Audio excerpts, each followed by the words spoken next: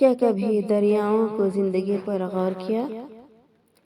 دریا کبھی واپس نہیں بہتے، ہمیشہ آگے ہی آگے رہتے ہیں۔ آپ بھی اپنا ماضی کو بھول کر اپنے مستقبل پر فوکس کریں۔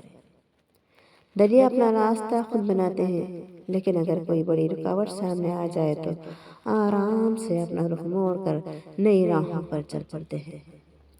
مشکلوں اور رکاوٹوں سے لڑنا، بحث کرنا اور ضد کرنا دراصل وقت ضائع کرنا ہے۔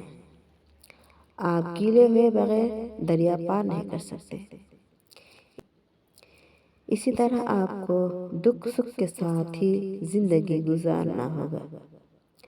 ہمت اور حوصلے کے ساتھ دریاؤں کو دھکا نہیں لگانا پڑتا، یہ خود ہی آگے بڑھتے ہیں۔